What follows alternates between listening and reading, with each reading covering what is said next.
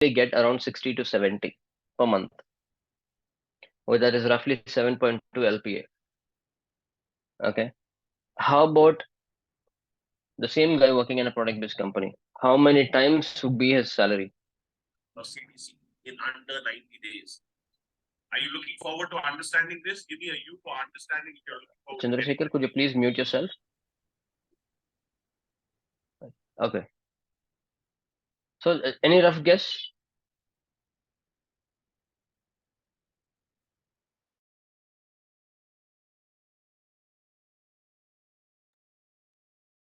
Okay, any rough guess? The same guy was getting 60 or 7.2 LPA in a service-based company. How much would he? How much would a product-based company offer him?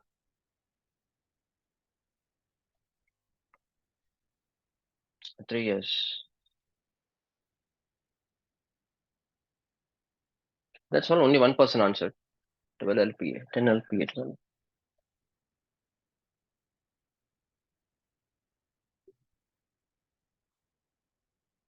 It's almost 5 times. I know a guy working in Google. He has 3.5 years experience. Google is paying him 35 LPA. 15 LPA is very less. What we're talking about? No, no. 5 LPA. The service itself is giving around 7.2 LPA. Product is giving around 5 times the same money that the guy is offered in a service-based company. So that is the difference. So now, do you think why would if somebody's sound is not audible, please check your speaker settings. Okay, because others are able to hear me.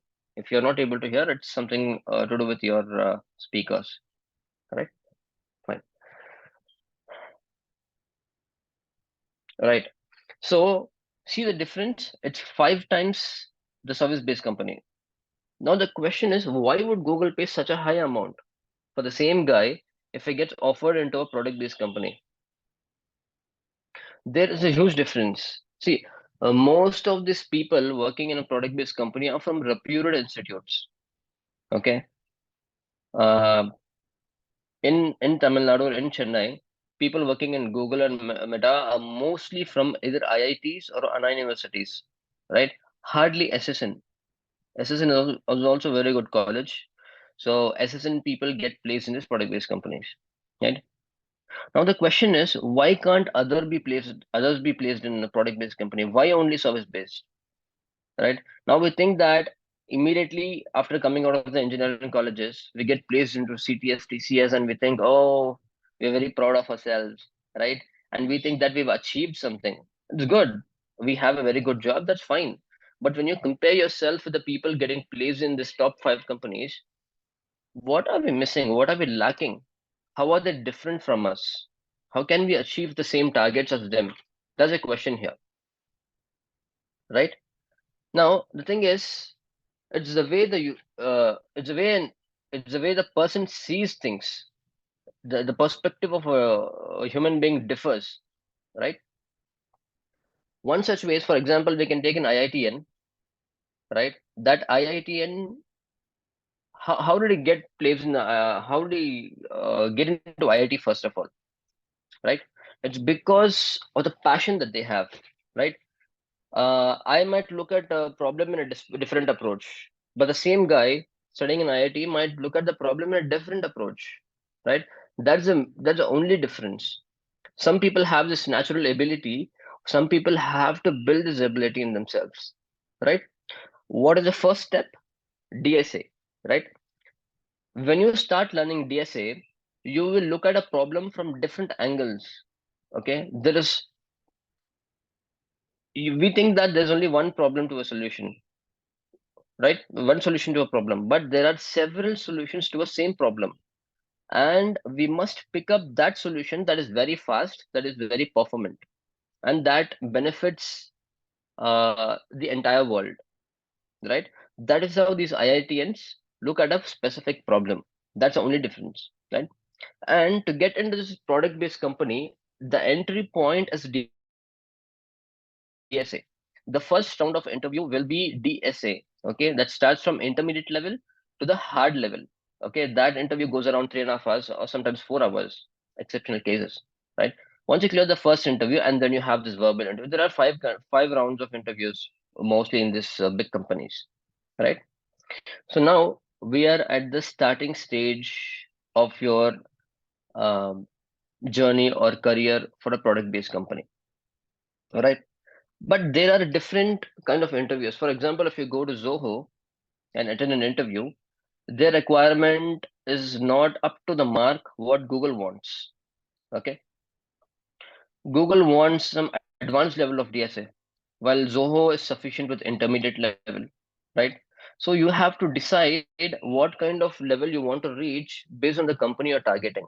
If you're targeting for top companies like Meta, Facebook, Meta, Google, Apple, Netflix, Uber, you'll have to be well versed in DSA. You should be ready for competitive programming. If you're ready for that, you're good to go for these kind of companies for interviews. Otherwise, if you're staying in intermediate level, you're not able to surpass your intermediate level, then you can easily get into Zoho, right? From Zoho, you can gain your experience and then move to the next level, right? Fine. So that's enough theory. Now, again, one more question. I want somebody to answer the difference between an engineer and a scientist. This is very important to understand before diving into DSA. You can unmute your mic and talk. What is the difference between an engineer and a scientist?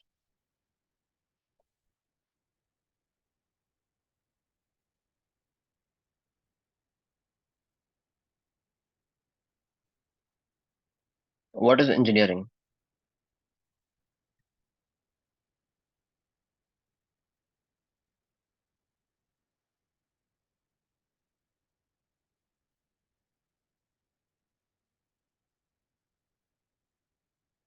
Engineering applies concepts.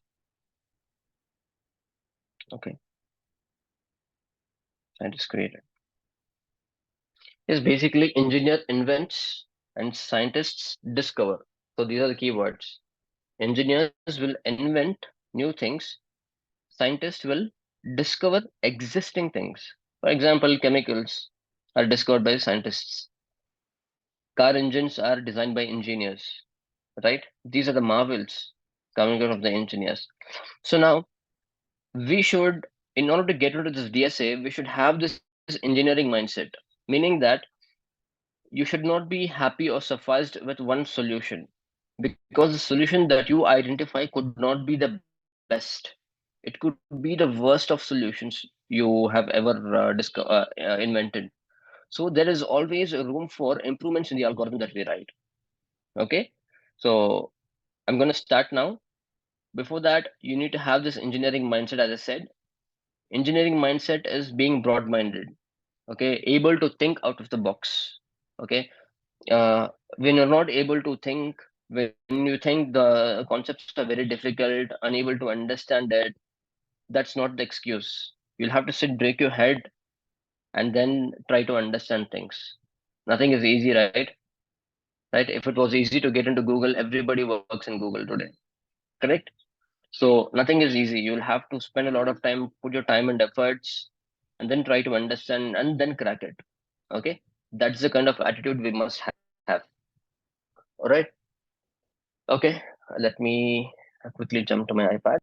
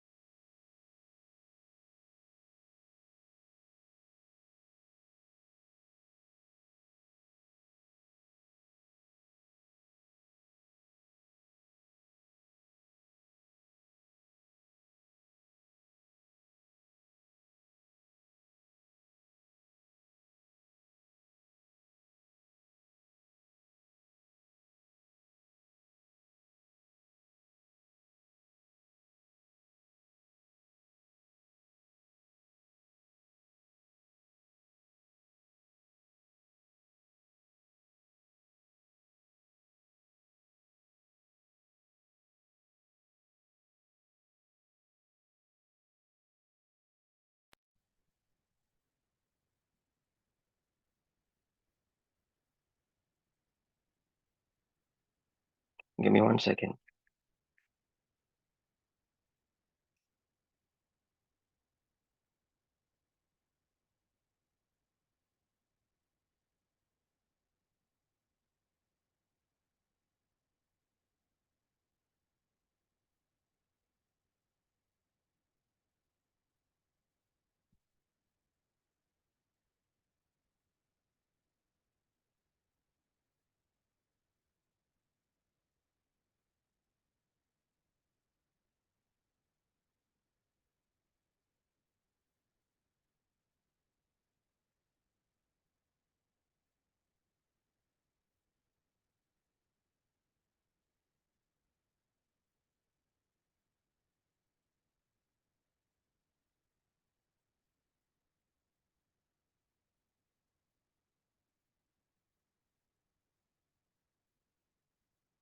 Progress.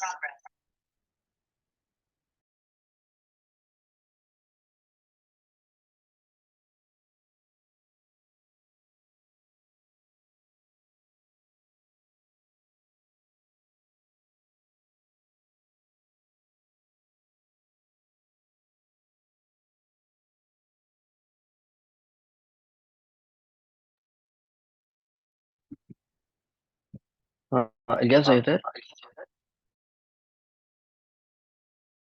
Yes. Yes, Ashik. Yeah, Ilyas, can you give host access to another account of mine? One sec. Which one? The one with the bird? Yeah. Yeah.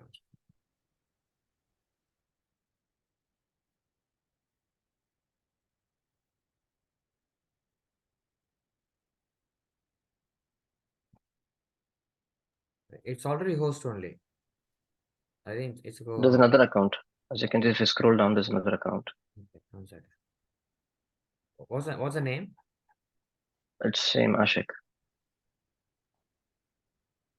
Yeah, I see two accounts. Both of them are given as host only. Okay, got it. I got it now. Okay.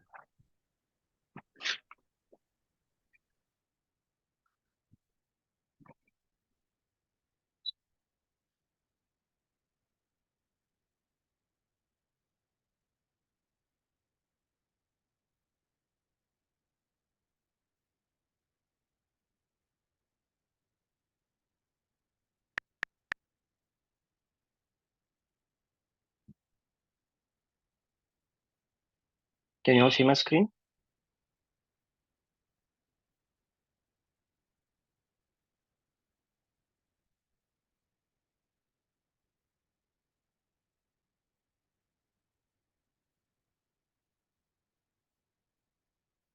Okay, cool.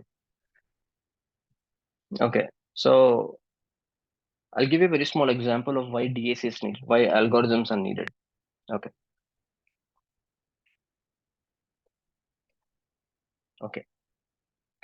Now let's say that, for example, we're going to do a very small mathematical operation. Okay, I'm going to find the number of factors of a given number. Okay,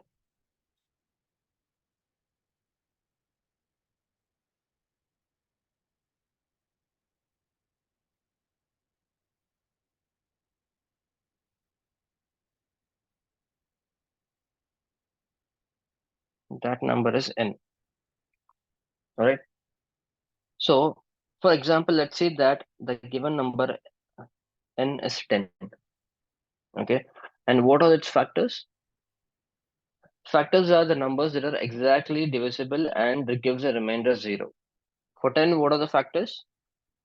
1, 1 into 5, 1 into 10, 2 into 5,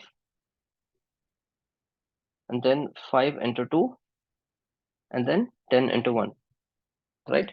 So the count of the number of factors of a given number 10 is 4 here. Now let's do it for another number, 24. For 24, what are the factors? 1 into 24, 2 into 12, 3 8s are, 4 6 are, 5 not, 6 4s are, and 8 3s are, 9, 10, then 12 into 2, and then 24 into 1. So it's 1, 2, 3, 4, 5, 6, 7, 8. So there are 8 factors for a given number 24, right? Now, it's quite easy to count the number of factors when the numbers are small, right? Even we can also do it for 100 as well. So when n is 100, the factors are 1, 2, 4, 5, 6, not 6, 7, 8, 9, 10, 10. Then after 10, I think it's 20, then 25, and then 50, and then 100. That's 1, 2, 3, 4, 5, 6, 7, 8, and 9. So there are 9 factors for a given number 100, right? Now, when the numbers are small, it's quite easy for us to calculate. It only takes hardly a minute to find out the answer. Now, let's take that n is something like this.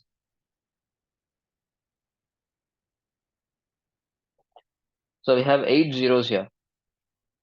We can actually find the number of factors, but I think it will take a few hours to complete this process, right? So I don't know what is the answer now. If I start now, I might take few hours to get to the solution. This is where computer is needed. Computer can repeat a step-by-step process in a very faster way, right? If a human takes 1 hour, computer can do this, I think, in 1 or 2 seconds, right? So this is where computers are needed. Now, before going into DSA deep, we should also understand how computer works. When you say there's a need for computer, you should understand how computer works, right? Only if you understand how the computer works, you can code based on the computer's language. Okay. Now I'm going to scroll down a bit. Okay. For example, let's say that I buy a computer, and that computer is let's say 3.4 gigahertz speed. It has 16 GB RAM, and it has a very good motherboard. It also has 1 terabytes of SSD hard disk. Okay. Now what I do, I'm gonna type an alphabet A in my notepad. Okay. Alphabet A on my keyboard, that you can see that in the notepad. Now the question is, how is this processed, and how does this CPU speed come into effect? How does it process this data? Okay, first one is how is it processed? And second one is when I type A, what is the speed of processing? How does the CPU identify this? In order to identify this, we should understand what the process of the processing is. Now let's say that user types the alphabet A in the keyboard, right? It directly goes to what? The motherboard. Okay. And from the motherboard, it does not directly go to the hard disk and get saved, right? It first goes to the RAM, okay? And the raw data is saved over there. In what format? In binary format. For example, the ASCII value of small a is 97. 97 is the ASCII value. It right. This 97 will have a binary format. Let's say that the format is 0 1 0 0 1 0 1, something like that. This is the binary format. Okay. Now this is then passed to the CPU. Now CPU with the capability of this 3.4 gigahertz will process the data. Okay, which means what? 3.4 gigahertz per second is 4 gigahertz is 9 zeros. 1, 2, 3, 4, 5, 6, 7, 8, 9. It means that this CPU is capable of processing these many instructions per second. I don't know how many crores this is, but it can process these many instructions per second. And how many instructions do we have? Like how many instructions do we have here? 1, 2, 3, 4, 5, 6, and 7. Just 7 instructions. Now imagine the speed of the CPU. Only 7 instructions per second. Out of this 3.4 billion or trillion, I don't know. Out of these many, we are only using 7 instructions per second of the CPU power. It is that fast. This is per second. Your CPU can process these many instructions. When you type the alphabet A, if you have 7 instructions, that 7 instructions will flow inside the CPU and the CPU gets processed. Now, the other question is, what are the zeros and ones? In electronics, 0 means low and 1 means high. Okay, which means the current is off and the current is on. Okay, CPU works in a different way. Okay, CPU works, CPU, the electricity is passed as information to the CPU. Okay, let's say, for example, this is the CPU what we have, and then we are going to pass this instruction in a sequence 0 1 0 0 1 0 1. Okay, now what happens? First, this 1 is passed to the CPU, current high. We are passing a voltage to the CPU, and then we are dropping the voltage, then passing the voltage again, dropping the voltage, dropping again, passing the voltage again, dropping the voltage. If these sequence is passed to the CPU will identify its binary value and then convert to the human readable format, which is the alphabet A. Right? This is how the computer works. Okay. Now imagine how many set of instructions can your CPU handle? These many set of instructions. That is how fast your CPU is.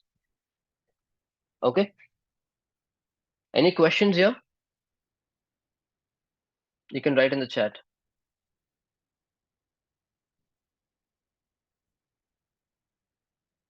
No questions?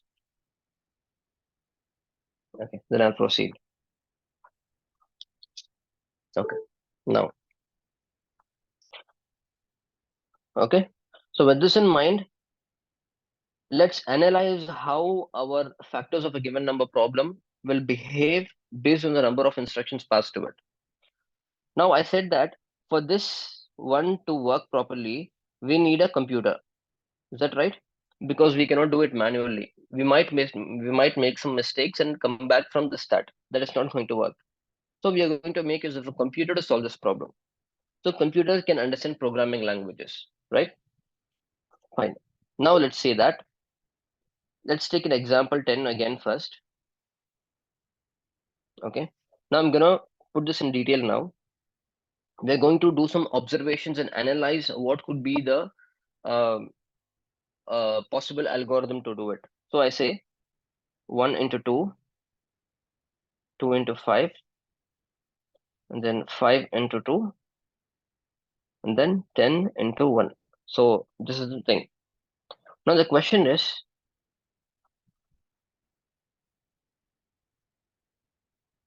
okay.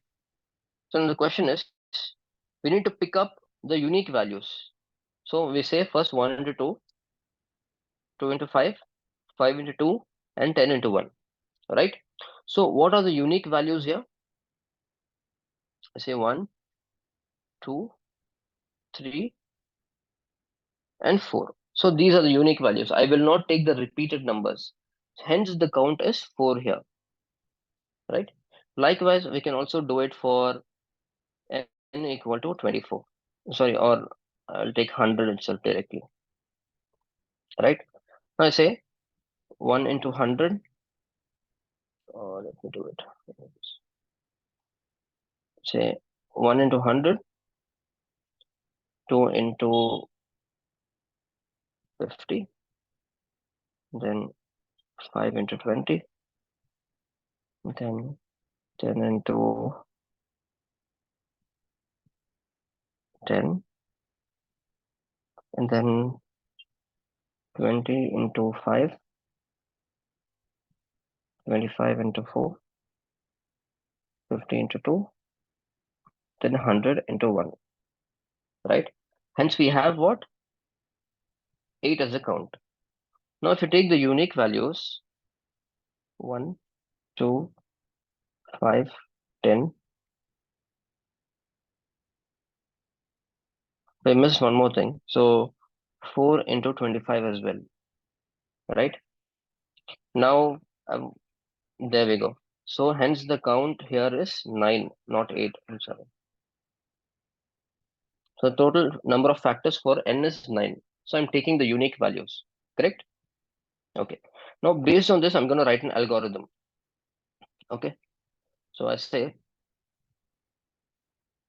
for the count of a given number n, I'm going to run a loop. Okay. Starting from 1 till the number n, right? That is what I'm going to do. If the number is 10, I'm starting from 1 to 10 to identify if it is a factor of the given number or not, right? For any time, let's say I keep this as a, okay? So if a modulus 2 is exactly equal to 0, it means it is a factor. So what I do, I also create a variable called f and initially keep it as 0. So now I'm going to increment the factor f plus plus. I'm going to increment my count. For example, 1 into 100 is 100. The remainder is 0 here, right? The remainder is 0, which means I take 1 as a factor of this given number 100, right?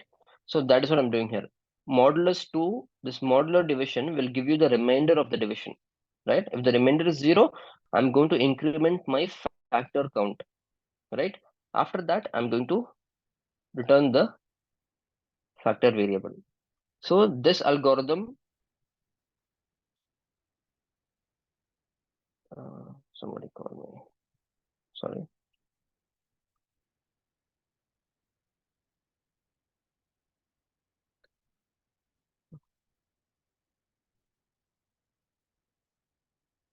Okay, I'm sorry. Okay. So I'm returning my factor. So hence for the given number 100, I will get 9 as the output here. Okay, that's the default algorithm. Now let's analyze how much time it would take to execute this, right? For example, okay, for example, I'm telling you, okay, let me move here. For example, I'm telling you that, see, in 1 second, okay, let's say that I buy the same CPU configuration that I showed you, 3.4 gigahertz. So in 1 second, let's say that it can run 10 to the power of 8 iterations.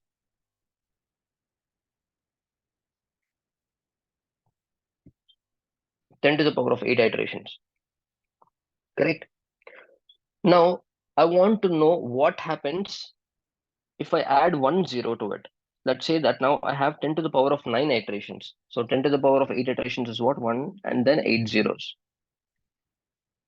I want to see what happens when I do this. I add extra 1 0 here. Okay. So the time is going to increase exponentially. Correct. So we can also write this as how? So we can write this as 10 to the power of 8 into 10 to the power of 1, right? So this is derived from like this. So let's say x to the power of m into x to the power of n is x to the power of m plus n. So this is where we are deriving it from, okay? So which is equal to what? We know that 10 to the power of 8 is what? 1 second, and into 10 to the power of 1 is 10, right? Which means we can execute this in 10 seconds. Similarly, what happens if I do this? I add 2 zeros to the original number. It becomes 10 to the power of 10, which is 10 to the power of 8 into 10 to the power of 2. 1 second into 100 times. That will give us what? 100 seconds. Now you can see that the time is exponentially increasing if I keep adding zeros. Likewise, what happens if I do this? 10 to the power of, let's say, 18. Okay, I'm adding 8 more zeros to it. What happens here? I say 10 to the power of 8 into 10 to the power of 10, right? Which means what? 1 second, this is 1 second into 10 to the power of 10. So I have 10 zeros here, right?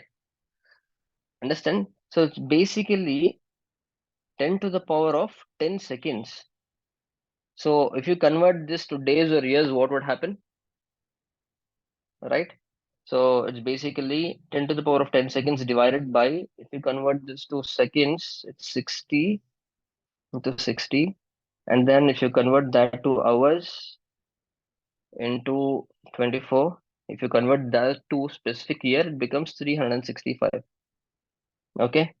So this number divided by this number, that would actually give you around 317 years. Okay.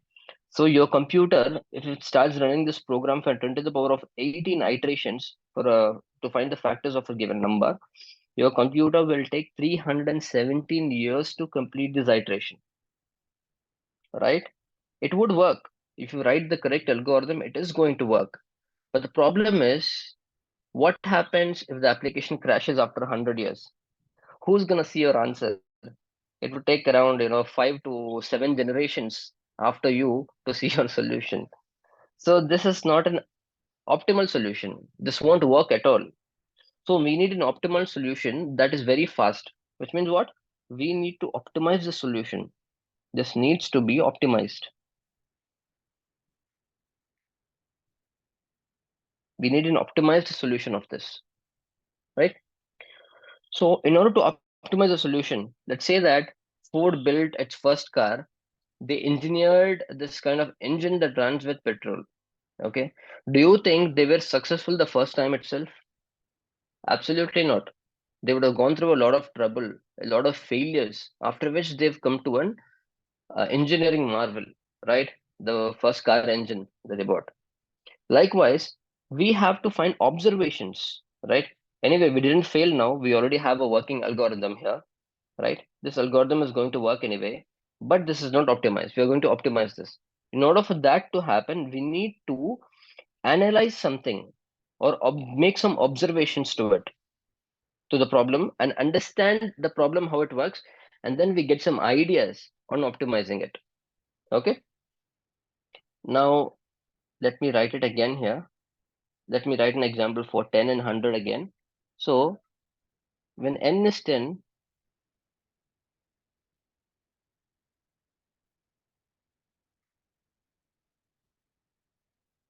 or let me put it this way, and 10 into 1, right? Correct. If you can see here, right side is a duplicate value, correct? We already have 1, 2, 5, and 10. It's a repeated value here, 1, 2, 5, and 10. So I'm going to ignore this. I don't need it at all. So let me remove this. So factor of 10 is what? 4. We already have it here, right? Now, if you also see for n is 100 here, right? You could say 1 into 100, and then 2 into 50, 4 into 25, 5 into 20, and then directly 10 into 10. Now, if you notice that we don't have any duplicate values here, right? We don't have duplicate values, except that we have one duplicate value here. And if you notice that this duplicate value, right? So what is the count here? Total 9, right? But we have a duplicate value here. If you see that duplicate value occurs for a square root of a given number, perfect squares alone. So square root of 100 is what? 10. If there is a 10 here, that will be double the value, correct? Also, I can see that the left hand side is always, let's keep it as A and B. Okay. Left hand side is A and the right hand side is B. Now the left hand side, I can see that the pattern is always less than or equal to B. Till 1 to 5 here, it is less. For the perfect squares, it's less than or equal to value, right? So I conclude that the left hand side is always less than the right hand side, correct? Even here, if you can see, A is less than B. The worst case, it could be exactly equal to the number, but it cannot be greater than B. So that is what the pattern here is. Even if you put it for 1000, the same thing will happen. For the perfect squares, you'll have a duplicate. For the other numbers, A will always be less than B. Correct? So that is what we notice here. Now, we have observed a pattern here. The pattern is not going to change. Based on this, I need to identify. See, the problem in the previous, the issue in the previous problem is that the iterations, right? It is going till the last number. If it starts from 1 and it goes till the last number that we have defined, right? But in the pattern, you can see that the last number is what? On the left hand side, 10 here, correct? 10 is the last number. And this 10 on the other side, you can see that if it's a perfect square, I can count this as 1. If it is not a perfect square, I can count it as 2 factors. This is 2, 2, 2, and 2. So this gives me 8 plus 1. So it's 8 plus 1, resulting in 9, right? So that's the thing. Okay. Even here you can see that one pair will give you 2 factors. The second pair is also giving you 2 factors, which is 2 plus 2, resulting in 4 for 10. Right? Now I have a clear idea of what the pattern is, which means that I can totally ignore the right hand side for my loop, for loop. Right? Now we can come up with an extraction of the observation here. Right? Okay. Now we know that A is less than or equal to B. We can come up with a mathematical extraction. Now we can also say that A is less than or equal to, on the side B here, okay, on this side B on the right hand side, if you see that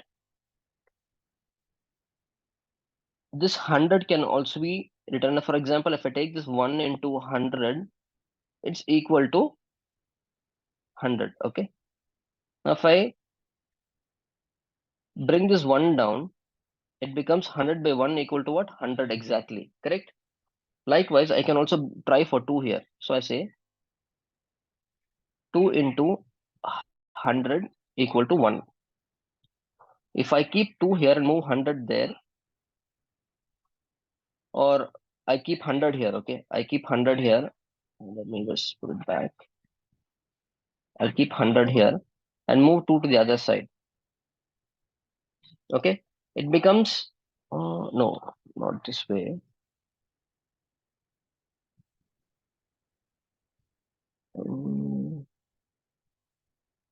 So let's take that. Let's take 2 into 50 again. Okay, the number is 100 here, n is 100. If I take 2 here, that gives me 50, right? Likewise, I'm going to take 100. The next row, I'm taking the next row. 100 by 4 is what? Equal to 25. So I can say that this b value here, right? This b value here can also be rewritten as b equal to n divided by a. Correct? 25 is also replaced by 100 divided by 4, which is my n by a. So here I can also try n divided by a. I'm doing this extraction because I'm trying to reduce the number of iterations. Okay, so that is why I'm changing the value of b. B is the upper limit.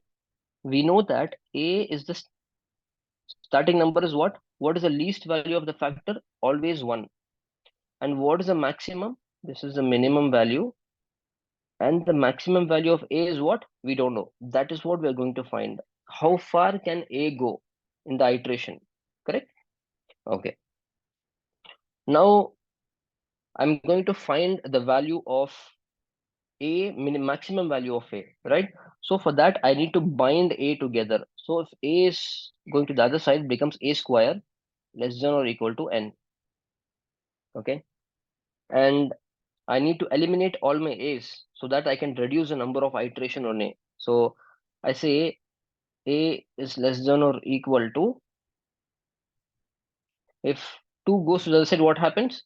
It becomes square root of n. Correct? So this is the least where I can go. correct? A is less than or equal to square root of n. There could be any other possible solution, but at this point in time, I have A which is less than or equal to square root of n. I've eliminated the other A, which is this is the maximum value. So the maximum value of A could be A is less than or equal to square root of n, right? Now what happens if I apply this to the calculation that we have here? Let's see. Okay. Now we had a problem of 10 to the power of 18. This was rewritten as 10 to the power of 8 into 10 to the power of 10. We know that 10 to the power of 8 is 1 second, okay, for that iteration. Again, into 10 to the power of 8 is 10 to the power of 10 is 10 to the power of 10 only. That's going to give us 365 years of problem solving, which is not optimized.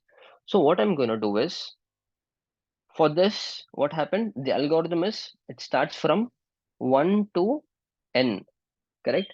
But now I'm going to change my iteration to 1, which is the least value of A, to what?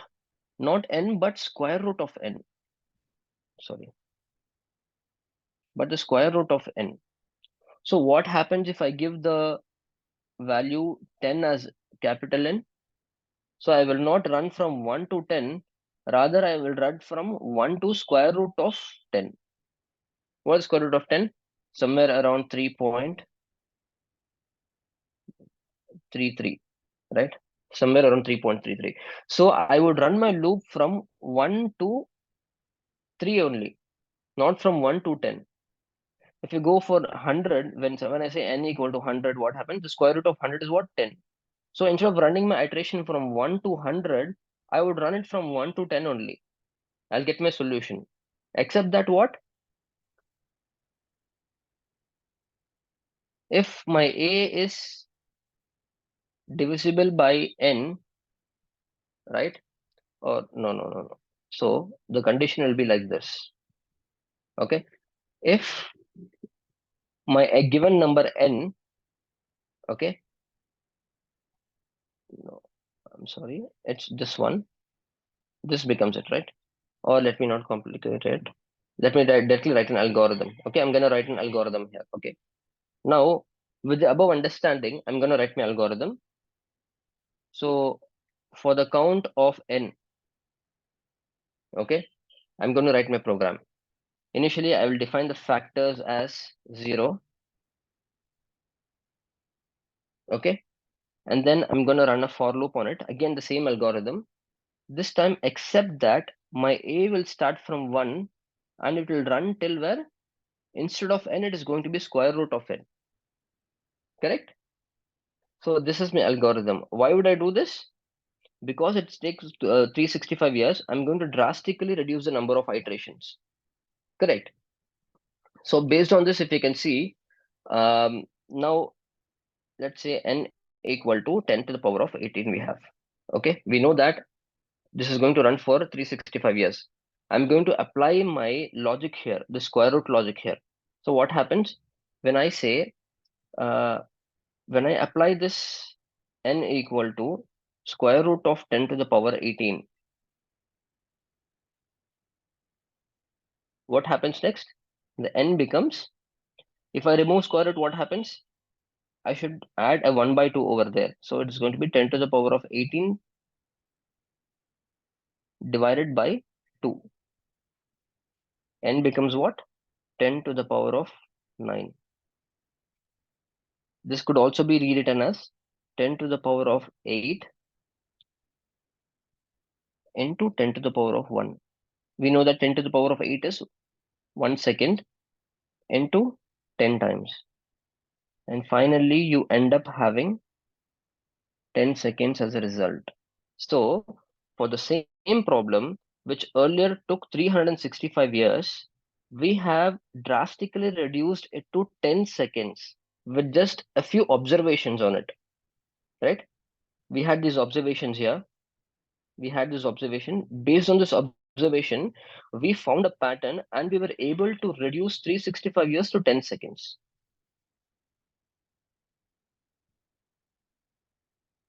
Understood this?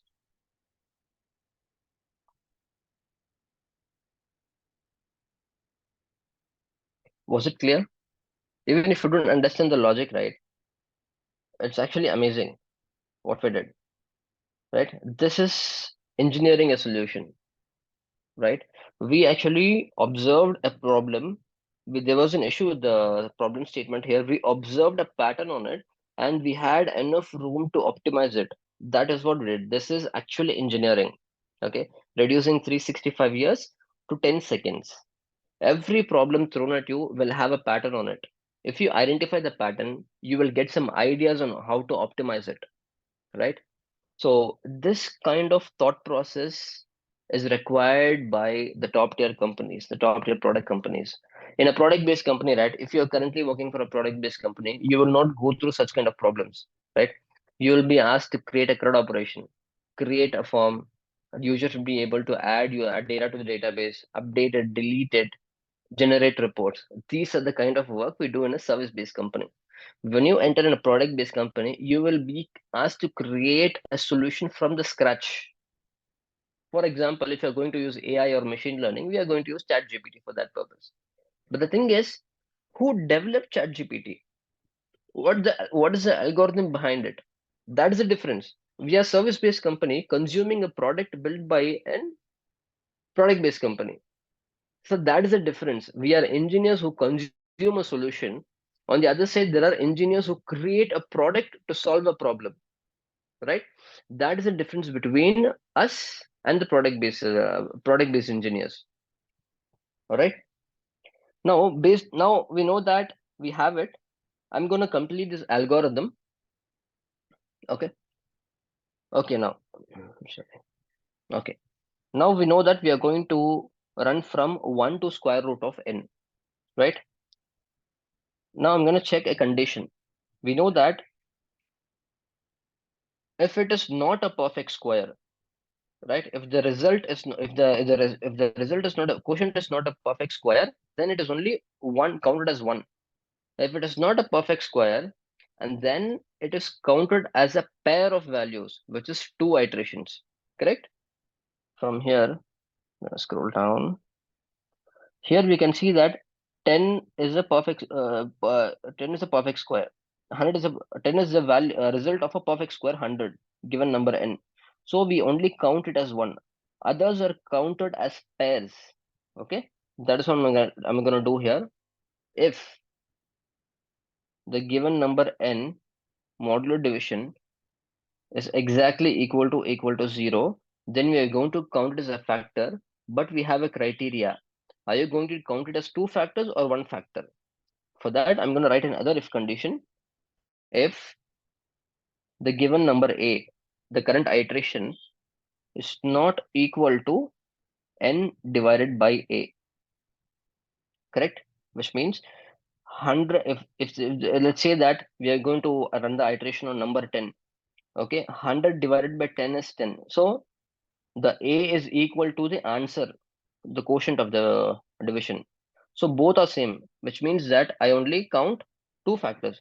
So if it is not equal to n by a, it means that it is not the result of a perfect square. So factors is equal to, I say factors plus equal to 2. Otherwise, it means it's a result of a perfect square. So I go into the else statement, I say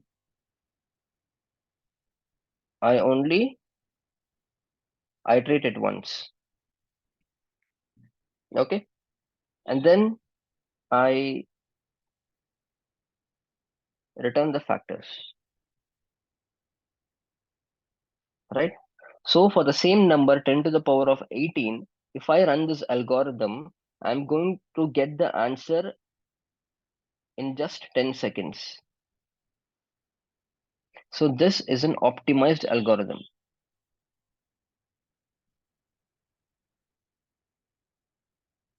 Clear? So from 317 years to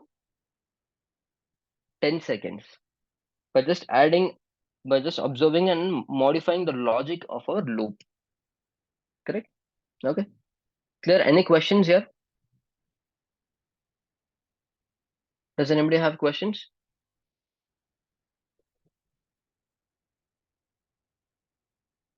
Yes, Mahesh, you can unmute and talk.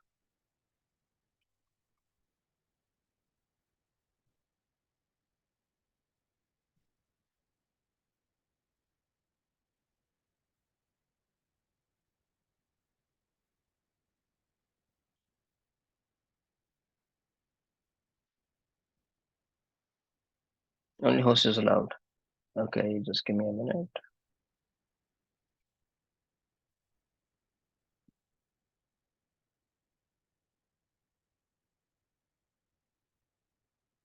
Sir, actually, I attend the meeting from after some more minutes. I come in the meeting. Okay, Sir, what once you repeat that topic, it is I clearly understand, sir. okay. The thing is, actually, we have the Actually, I recording. have doubt, sir. You lastly say we know the pattern easily find the logic creations. Yeah, Sir, how do we find sir optimistic solution? that is what. See, see. There are actually, see, in today's world, any problem given to you already has a solution. Okay, there are various solutions. Okay, you need to pick up a solution that adapts to your requirements. The first time itself, see, now now we have gone through this algorithm, right? We've ended up having this algorithm. This is already proven in data structures. This is already proven technique. You don't have to run from zero to the 100 itself. Rather, you can run to zero to the square root of 100 with just 10 only. Correct. Yeah, So yes, sir. drastically reducing this algorithm. So you'll have to, any problem given to you will have different kind of approach. You have to observe it.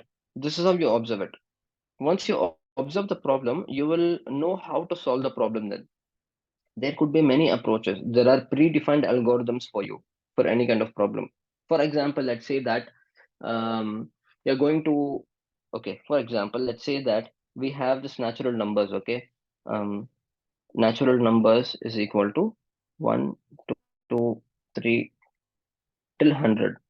So when you're asked to solve the sum of all natural numbers given here, what would be, how would you do it? Would you do it manually or would you do use some formula?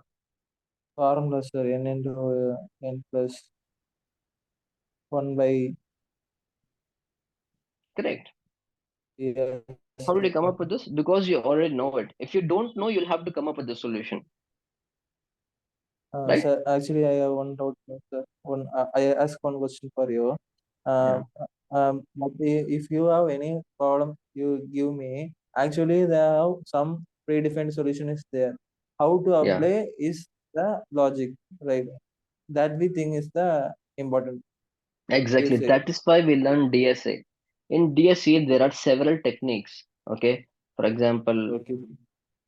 binary search tree, we have hashing, we have arrays, we have linked list, right? So once we cover, there are many more, many more. Once we cover all these topics, you will have all the proven techniques in your knowledge. Then when somebody gives a problem to you, you will know which technique to pick. For example, if you want to group a list of items under one subject, you are going to use hashing. I can directly tell you because I know hashing is the technique used to group items, right?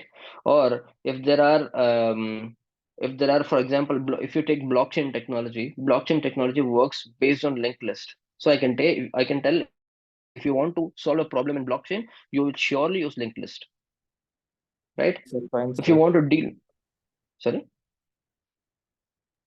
Fine, I understand, sir. understood, right? Yeah. So in order to identify which technique to be applied, you should be well versed with DSA concepts. Once you have knowledge in DSA concepts, you can solve any kind of problem. Okay.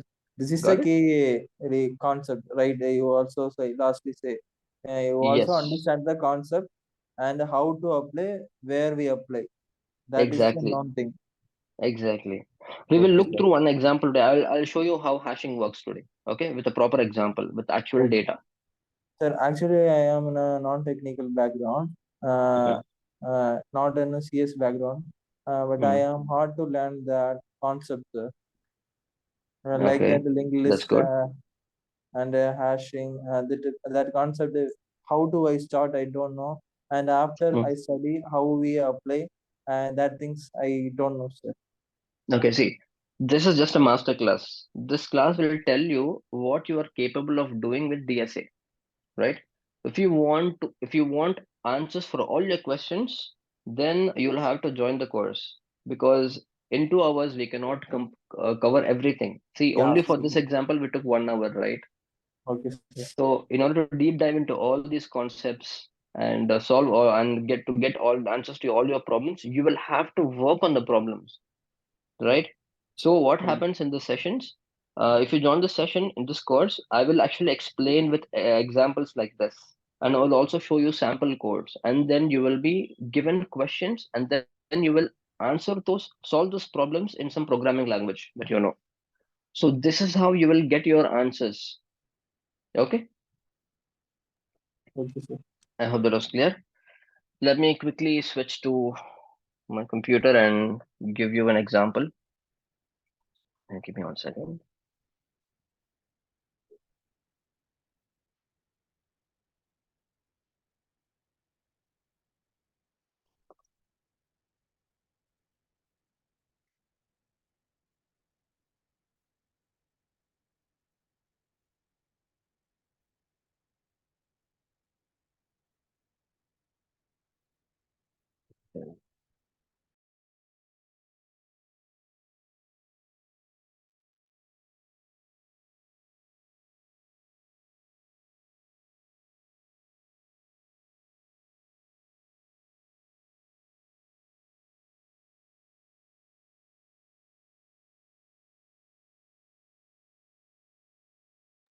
Is my screen visible?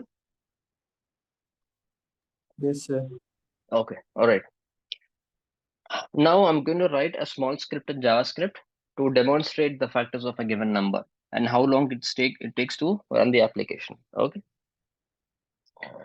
Now let me save it as a file first.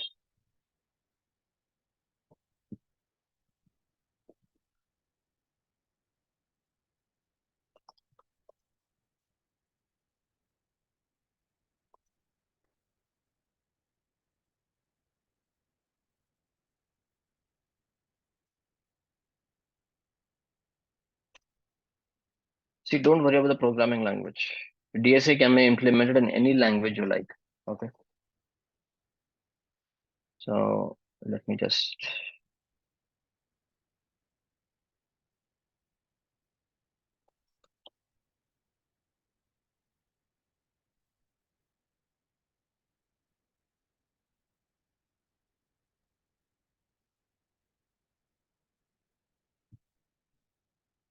Okay, so script is working. So I'm gonna write the algorithm, the unoptimized algorithm first. Okay. Now let's say that I have n is 100. All right. And then I'm gonna find the factors of a given number. So I'm gonna write a for loop.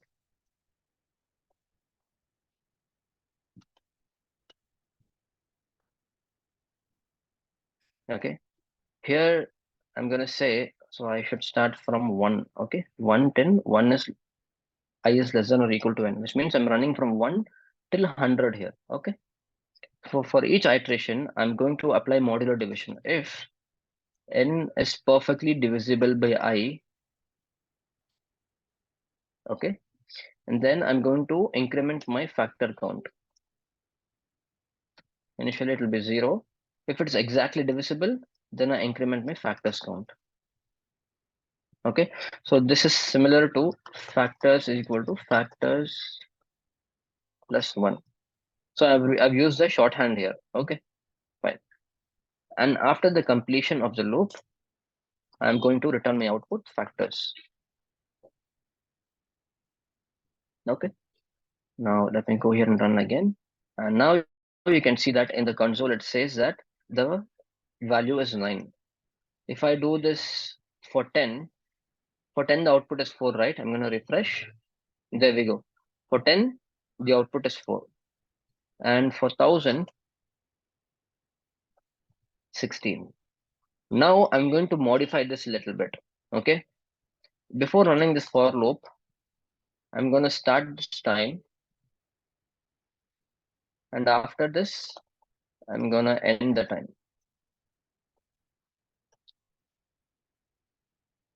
Now it says that it only took 0.13 milliseconds to complete this iteration.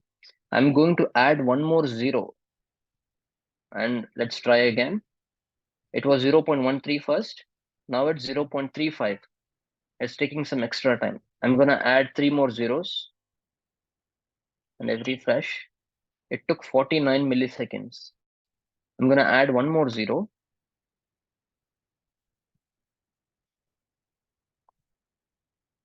Okay, there are 81 factors. It took 433 milliseconds now. Okay, now I'm going to add one more zero to it. It's taking some time. There we go. It took 4 seconds, 4000 milliseconds, and it has 100 factors. You see the exponential increase in time? Now, what happens if I add one more zero? It might take few minutes to get the result. That is the problem with the unoptimized or bad algorithms. This is why we need to do it. So now let's say that I keep it here itself. So if I refresh again, it's going to give us around 4 seconds, right? This time 4.1 second, 4000 milliseconds. Let me change this 1 to 2. Okay. I'm going to refresh again and let's see how long it takes.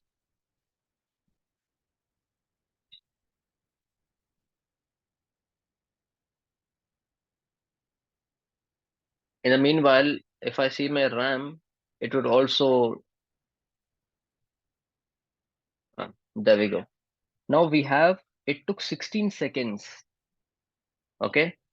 For this number where I had one, it only took 4 seconds. When I change this to 2 million or 2 billion, I don't know, 2 million or 2 billion. When I changed from 1 to 2, it took 16 seconds, which is extra 12 seconds to execute. Just imagine if I add one more zero at the last, it would surely take around 2 to 3 minutes to get completed, right? So if you keep adding numbers, it's going to be very difficult for the computer also. At some point, it might not have additional RAM and the system would crash, right? So we don't want that to happen. This is why we engineer the solution. So now we know that for this number, it's taking 16 seconds. I'm going to write the optimized algorithm here. Let me comment this out. Let's write the modified algorithm. So for let I equal to 0, I will run, I'm sorry, I should be starting from 1. I should run until the square root of the given number, I plus plus. There we go. Instead of running till the last number, I'm going to run till the square root of this given number. Okay. First, let's see what is the square root of this given number.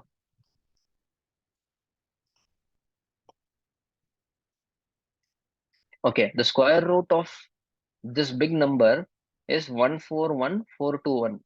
Now imagine your I running from 1 to this number and your I running to 1 to this number. Far less, right? Far less. So let's write the algorithm again. Okay. Now, algorithm says if n is perfectly divisible by I,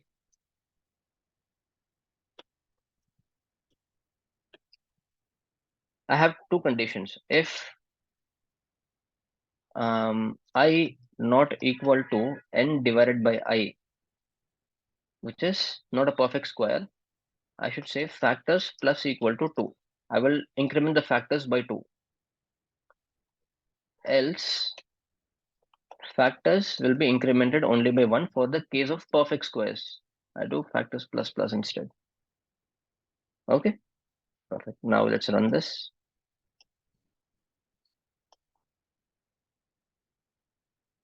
Okay, let's see the difference between the two. First, I'm running the unoptimized algorithm.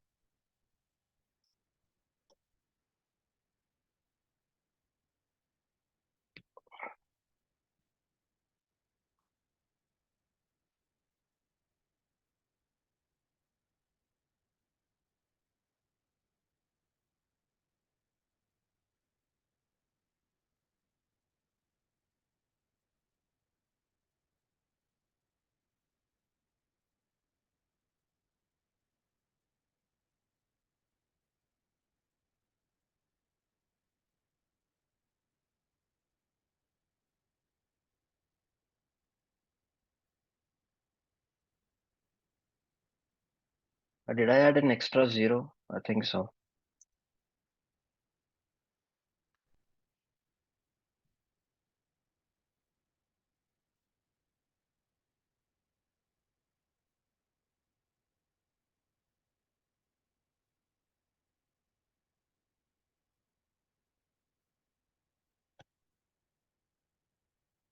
Okay. So for the unoptimized algorithm, we have 90 factors and it took 834 milliseconds. Okay. And for the same number, our optimized algorithm, there we go, 0.8 seconds only. That's the difference. Okay. I'll have this in 2 tabs to show the difference. Okay. So let's say I put 5 here. The first time I'm gonna run the unoptimized algorithm. Okay, in the first tab, the unoptimized algorithm, it took 2 seconds to complete. And in the second tab, I'm gonna run my optimized algorithm.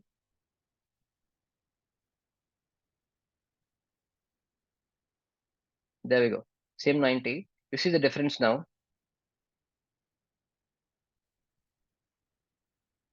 Two seconds and less than 1 millisecond. 2000 milliseconds and less than 1 millisecond. Do you see the difference? I can also increment the value here. Let's make it an extra 0, 1. First, the unoptimized algorithm. Refresh. Okay. It has 100 factors and it took 4 seconds to complete. Now the optimized algorithm on the same number.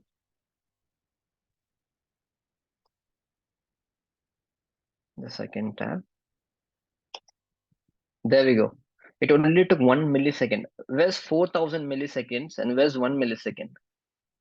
You see the difference? This is how your 317 years is drastically reduced to 10 seconds for 10 to the power of 18 iterations.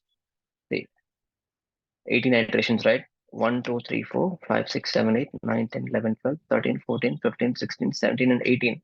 If I'm going to run this on the bad algorithm, it's gone. My system would surely crash. But if I run this on the optimized algorithm, I hope it will get completed. Let's try. I'm going to refresh.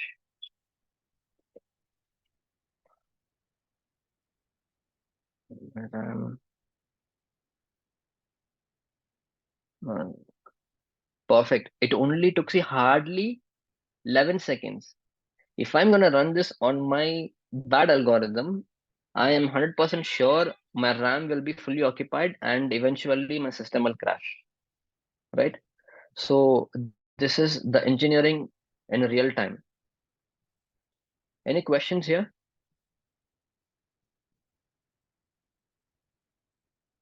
Any doubts? Not able to understand?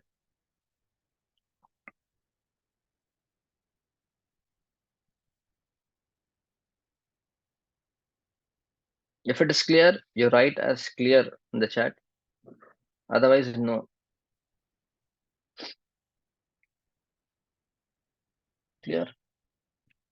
How about others? Yeah.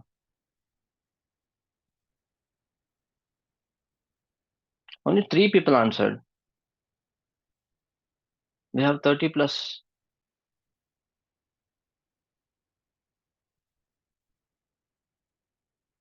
Clear. Okay. All right. That's good. Fine. So what we're looking at is only the tip of the iceberg. If you get into DSA in deep diving, you will have to spend a lot of time here. Okay. For example, there's something called the array pre-processing. Okay. If you get into arrays, we'll be first looking into array pre-processing. That itself is mind-blowing concept. You would have never seen such an algorithm over there. So there are many beautiful things in DSA. The thing is, once Steve Jobs said that I don't know the exact phrase. He said that everybody should learn coding. Okay, it will help people see problems in a different perspective. Right? Sometimes what happens, somebody gives us a real life problem, and we don't know how to solve it. So we start fighting, right? And fighting leads to what? Another problem. You will never have a solution, right? Now, if somebody gives you a problem, you first analyze the problem, understand on whose side the problem is, and then you start talking. You will end up having a good solution. If you immediately start fighting on it, you don't know what is the problem at all. You don't know who made the mistake at all. What happens? You'll have a lot of problem yourselves, right? Same thing goes to DSA. When you want to solve a problem in your computer or some kind of logic, you first analyze the problem, do some observations on it, you see how to optimize this problem, and then give your approach. DSA is not specific to any programming language. It is just the algorithm and the concepts you implement. You can use any programming language you're comfortable with, right? Okay. Now let's see an example of hashing. Okay. Let me use the same thing. Now let's say that we have an array of users. Let's say users is equal to,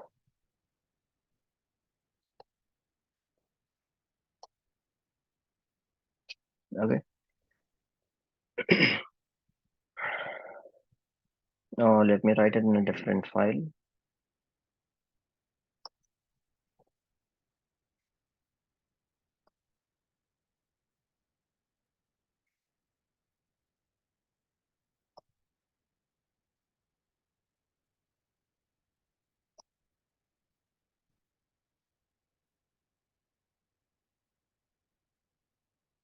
Okay, right. I'm going to show you an example of hashing. So basically what's hashing? Hashing is a technique used to retrieve values very quickly. Even there are hundreds and thousands of records, you can store value in a key value pair. So it would have a key and a value, right? This is hashing. What would be there in the key?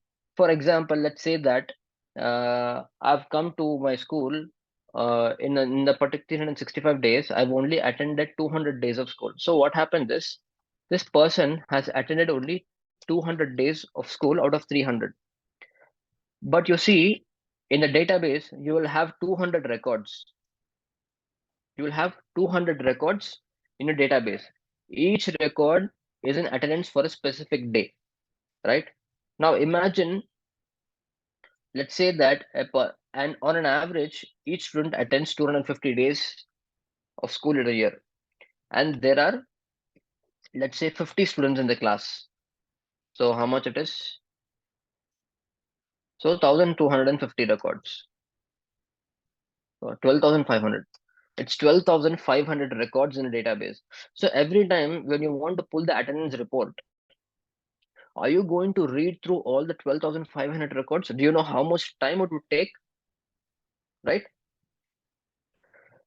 So the thing is, if you're going to read 12,500 records, every time you're going to pull up the reports, you're going to put a heavy load on the server. So that is not the optimized way. So what I would do is, every time I run the report, I can have a batch job. There's something called batch job concept that runs in the background that will put fetch data and store them as a key value pair. This is called as hashing, or in short, they call as hashing table, right?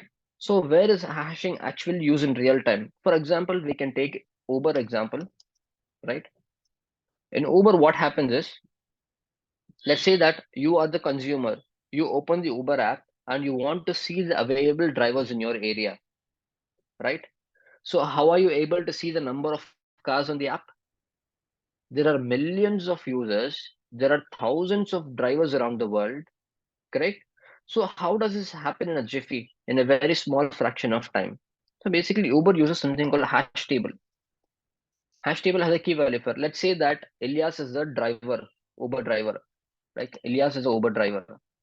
And I need to know where Elias is currently now, right? For example, let's say Elias is in the pin code 6000099. Okay. So, or let's say that he's in pin code 6000050. Now he's moving into an other area The new area is 6000099. So what happens is Uber will have this real-time hash table database in the RAM.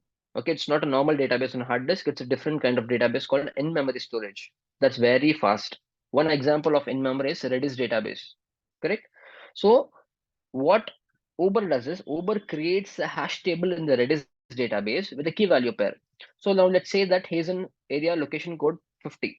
Now he's moving into another area. Immediately your mobile app will tell Uber server that Ilyas has moved from pin code 50 to pin code 99. Immediately this hash table will be updated with the latest pin code. Okay. And now what happens? Let's say that Ashik is a consumer. I'm opening the app and search for a car. Immediately, I will tell Uber that, see, I am in the pin code 6000099. Immediately, what Uber does is it goes to the hash table and finds all the drivers who are in pin code 69 and give their real-time location to this consumer. So this is an actual example of where hash tables hashing is used. This is the hashing technique, correct?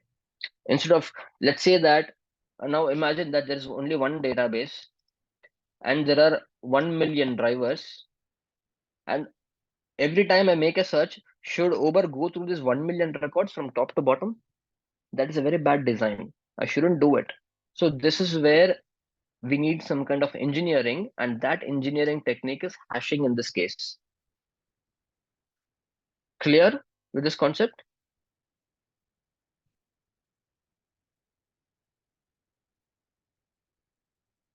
At least one person must answer. Only then I'll proceed. Is hashing clear? Okay, all right. Perfect. Now, all right. So let's see an example of hashing now. So remember that hashing will only have a key and a value pair, okay, as a record. Now I'm going to create hashing in my browser itself. So let's say that we have a list of users, okay.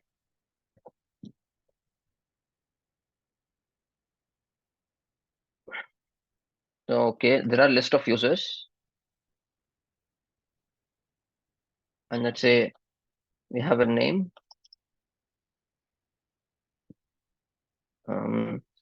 Let's say that he went into a lot of pin codes today. Say pin is okay. Likewise, I might have several records for Elias for a particular day. I want to track the history of Elias. Okay. Now let's say that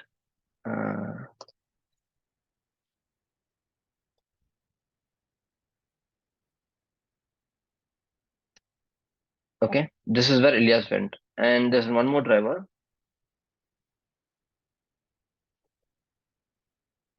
Okay, he went into a different pin code list.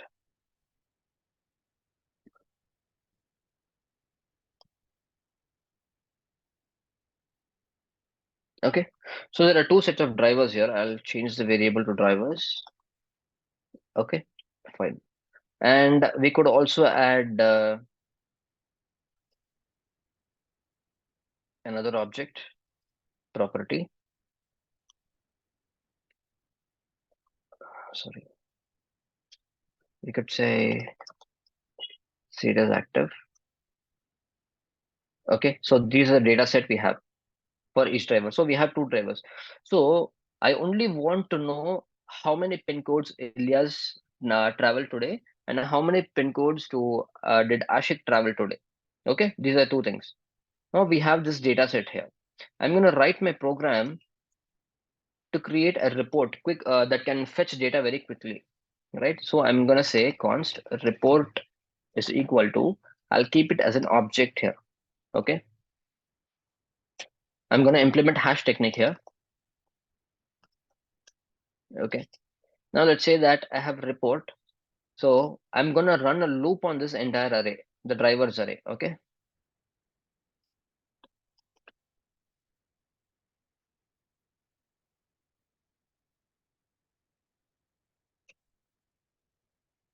all right. Okay, so I first check that if a report has the driver's name or If a report does not have a driver name, I'm gonna use an exclamation mark here that tells that if it does not have. So what I do, I create the record with key with the driver's name.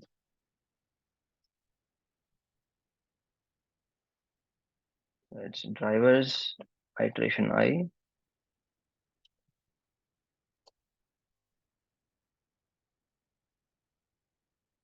dot name.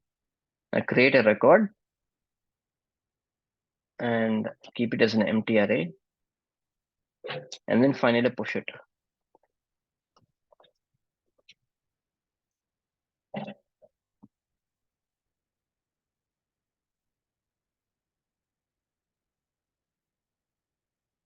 Okay, and finally, I'm gonna log the report out.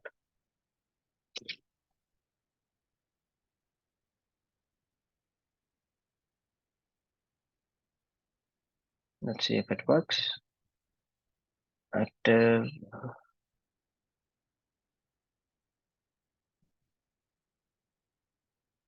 Okay, it's supposed to be string here.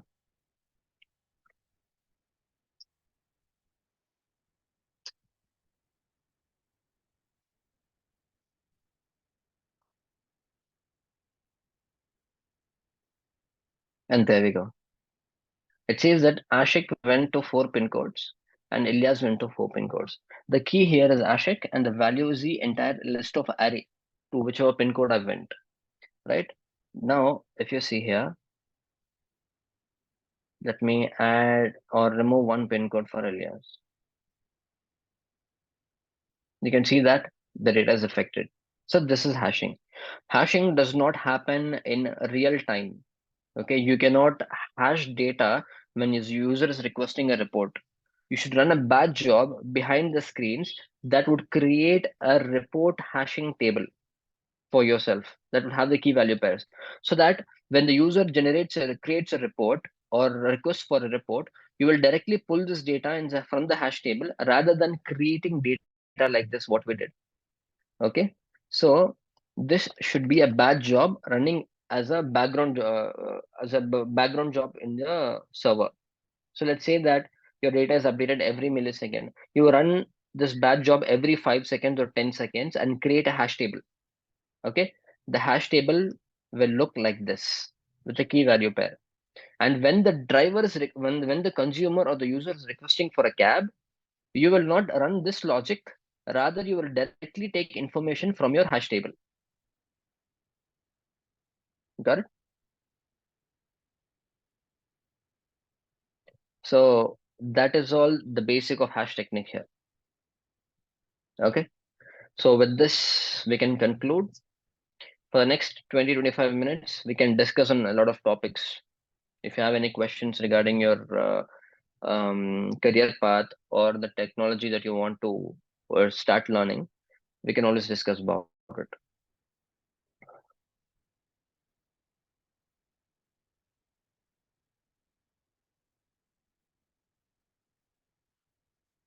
Any questions?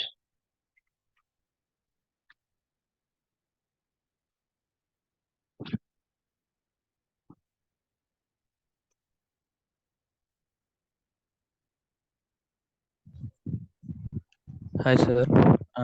Ibrahim. Yeah. Yes, Ibrahim. I'm a fresher only now. So I know the basics of Java programming language. Okay. Can I learn DSCA without hurdles? See, actually, yes. See, now that you saw the hashing technique, right? Yeah. It is just an algorithm or a concept. Regardless of whichever programming language you learn, when you get placed in some company, right, you will be given a specific task. If it requires hashing technique, you will have to implement it. Let's say that you are a master in Java tomorrow. You know all the syntaxes. But if you do not know how to implement hashing technique, you will go with some other way, which is not the best algorithm. Then you will have some problems. Right, most of the time what freshers do is, see, even when I hire freshers, right, I train them with the basic syntaxes. When dealing with, for example, let's say that there is a list of users, okay, and there are, let's say that there are 1 million records in the array, right?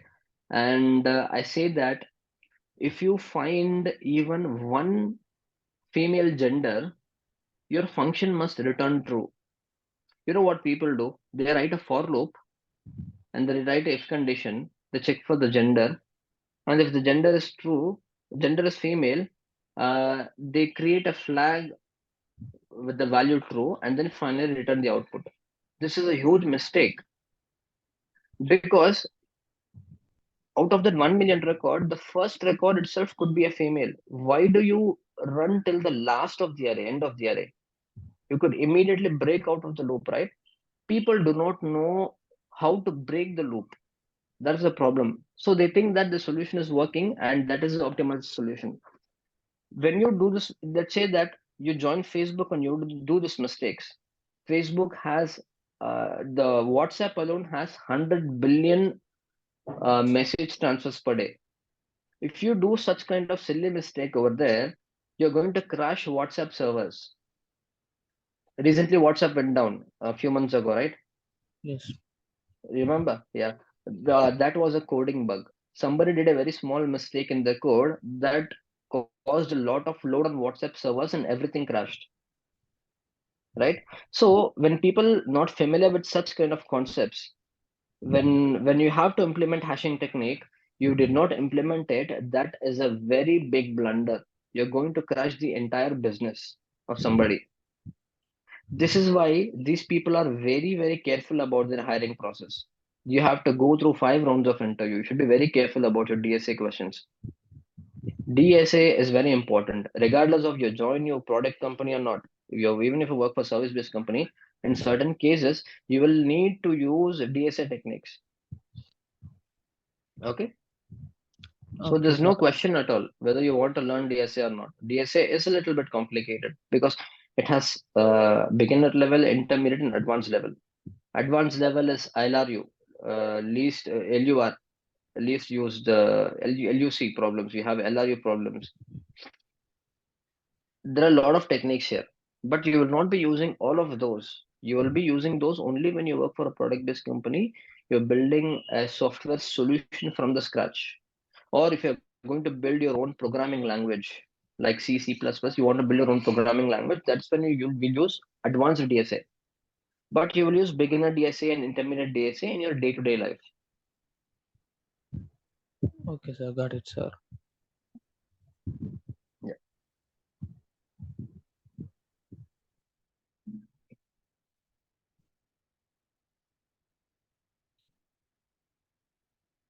Anybody else who wants to start learning programs?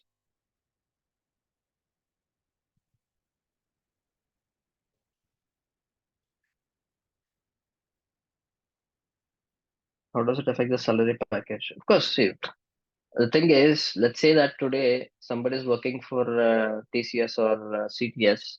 They do not know DSA. They cannot get into a product. They cannot get into the top 500 companies because all top 500 companies require the developers to be strong in DSA. The first round itself is DSA.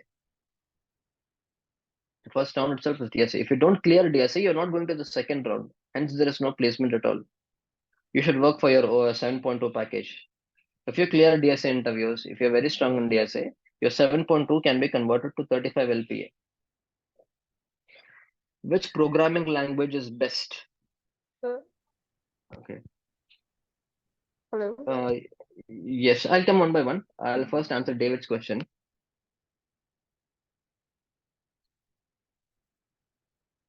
Yes, you're sending me direct messages. I don't think others can see. Yeah, okay. Okay, which programming language is best? There's nothing called best programming language. Okay, it's based upon your requirement. Let's say that you want to learn Node.js, open source. Node.js is lightning fast. Uber uses Node.js, but Uber also uses Java in certain cases, right? Because Node.js is fast in certain aspects, they're using it. It can handle millions of records, millions of incoming requests per second. But in order to do the heavy job, to generate invoices, to generate PDFs and all, Java is used. Node.js cannot do a better job in generating PDFs because PDFs will require a lot of resources. Your application might crash. So in that kind of scenarios, Java is the best case. And Python, when you're dealing with a lot of formulas and a lot of data ETL processes, Python is the best programming language there. So there is no best programming language for all scenarios. It depends what kind of project you're going to work on. But in most of the cases, Node.js goes really well because you're not going to build enterprise applications every day, right? But if you take the statistics, 70% of the jobs are for Java. Okay. If you learn Java, especially Spring Boot framework, you can easily get a job anywhere. All top 500 companies will use Java.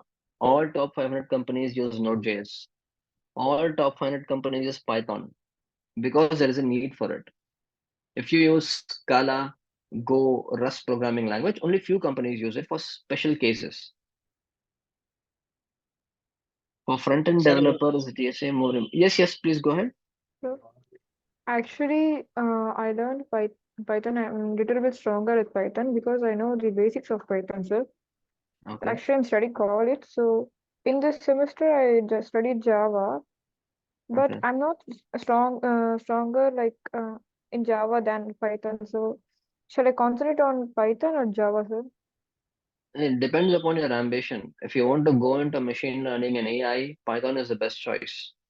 But if you want to become a core developer, build enterprise applications, build huge desktop applications, you should go with Java.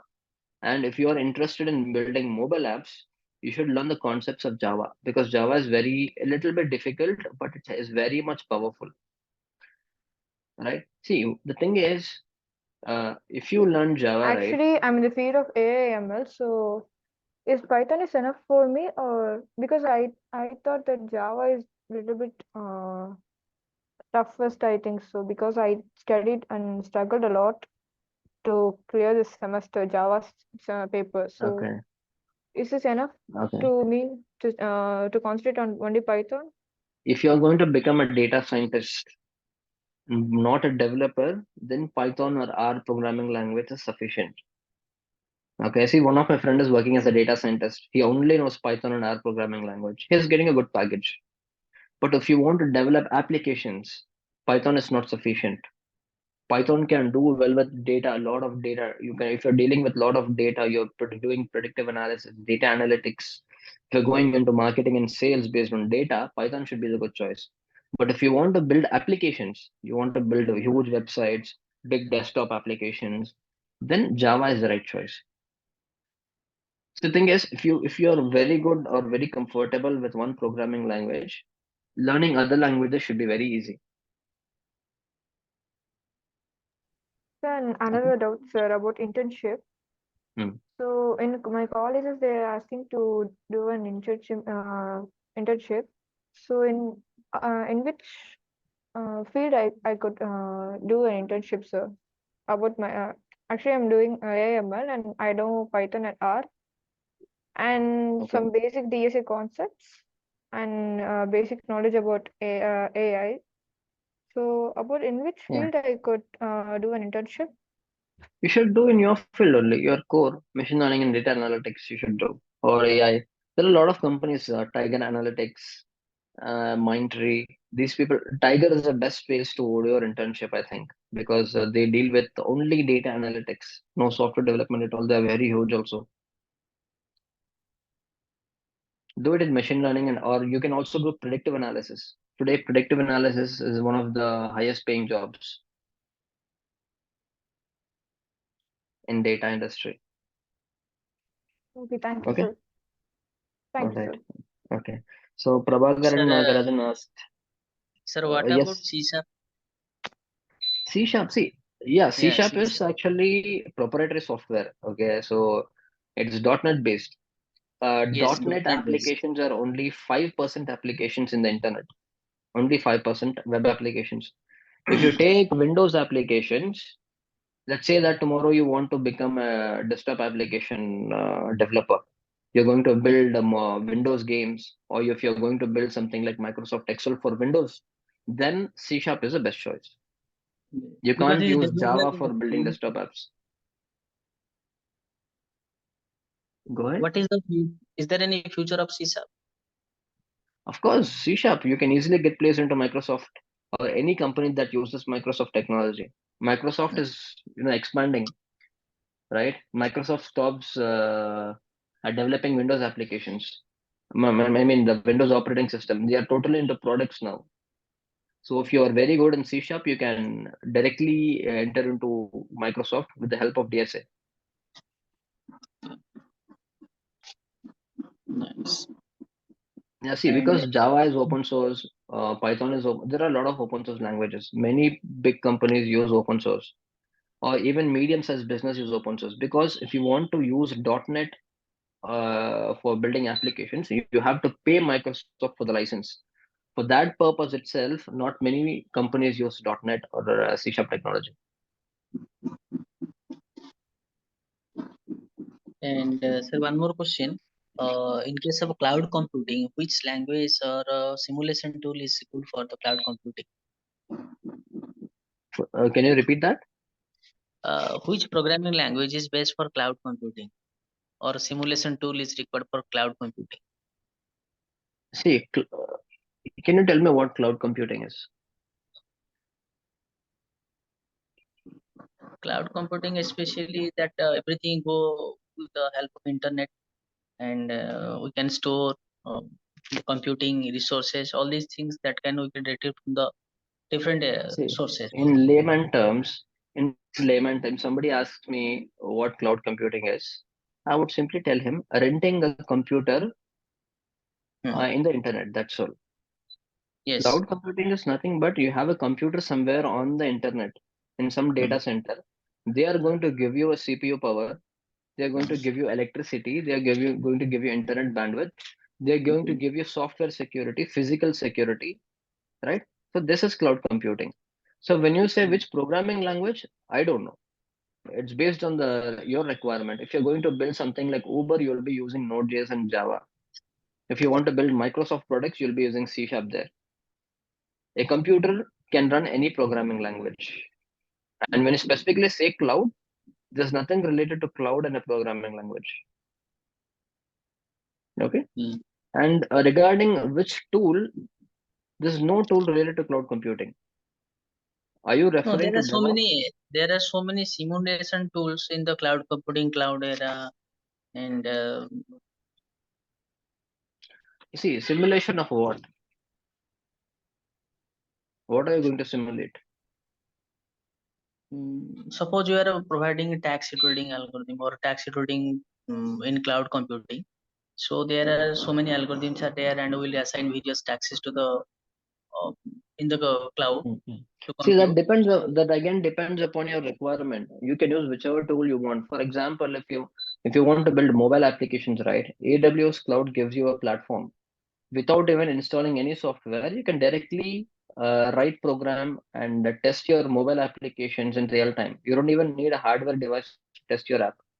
Everything is given by AWS itself. There you can simulate your mobile application development. You don't even need to install your Sublime Text or Notepad. Given the IDE is in the cloud itself. You can do it inside a browser itself. That for me is simulation. Okay. Okay. Next thing for game development, you should be good with Java or C Sharp. And if I studied Python for networking, like Cisco, we should study DSA. No, DSA is not required for hardware side or networking. Okay, unless you're going to build some solution in networks. What to do to become a software engineer or data engineer? Which language should I study? See, again, software engineering or data engineering is a very wide domain. Okay, when you say software engineering, there are many cases. You can become a mobile app developer. You can become a web application developer, or you can become a software developer in the field of AI and ML. There is a lot. Basically, you need to be well versed with the concept of object-oriented programming. Today's modern technology, everything supports object-oriented programming. For example, if you want to become a web application developer or a full stack developer, in my case, you can learn MERN or mean stack. You should learn a front-end technology, which is Angular or React. Secondly, comes you should learn a middleware technology, which is a programming language. It could be Java, Python, Node.js, something like that. And a database is mandatory. You can go with MongoDB, which is document based, or relational databases like MySQL, Oracle. Okay, you should be well versed with three technologies to become a full stack developer. And if you want to become a data engineer, you will have to learn Python and first do internship, because to become a data engineer, you will have to deal with a lot of data, at least few terabytes of data, right? And there are a lot of tools for that. You can use Hadoop, right? And you can use Spark. There are a lot of tools for that purpose. But in order to become a data engineer, you will have to go to an internship first, where you can use a lot of data to, use your tools.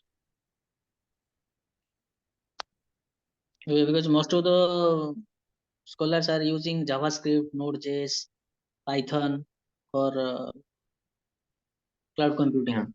Yeah. Yeah, right. See, now there's a concept of serverless.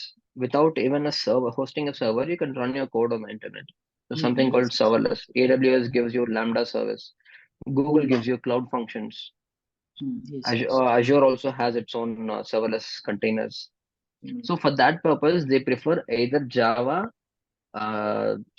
Scala, or Node.js. With these three technologies, AWS can run your code on serverless containers. The cost is also very less. Especially for But speed and Ibrahim, scalable yeah. programming, Node.js is better or best. See, Node.js is a non-blocking I/O, which means that, let's say that I'll give you an example. Let's say that you're buying a two-core CPU, 3.4 gigahertz, Intel i7, and a two-core CPU or an eight-core CPU, right? Now, let's say that you're hosting a website, and there are 1 million requests coming in for 1 million login requests. Everybody's loading the website and everybody's seeing the login page, right? Node.js will not block the sequence of requests coming in. All 1 million requests will be processed at the same time. Immediately that comes in, and it will only use one core. The other core is sitting idle. Now let's take the same example for Java programming language. Java programming language is multi-threaded programming language, which means that 1 million requests is coming in. First request coming in goes to the first core because it is free and available. It will start processing the first request and generate the login page.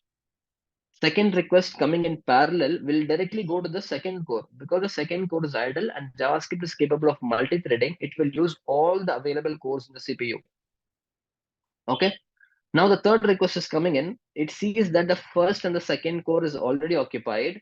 It will go to the third core. Likewise, when all 8 cores are processing data already, the further coming request will stay in the queue until one of the core is available for processing. So what happens? There is a delay in the browser loading your login page, right? This is how Java works. If you don't want this queue process, you will use Node.js, but Node.js is not multi-threaded. It is single-threaded application. It will use only a single core of your CPU. So it is very good programming language to handle a lot of requests that is not very much CPU intensive process. Imagine a PDF, 100 PDF requests coming in on all of them getting processed in a single core. Your CPU will be 100 at 100% usage. Okay, and your operating system will crash or go into the hang state. But in case of Java, what it does is it will occupy all this cores of your CPU, and any further incoming request will be put in the queue. You understand?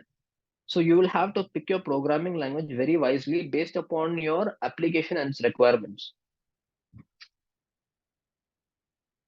Okay.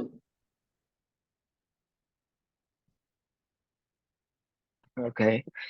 Sir, on the basis of programming language, which programming language known person they hire for top tier companies?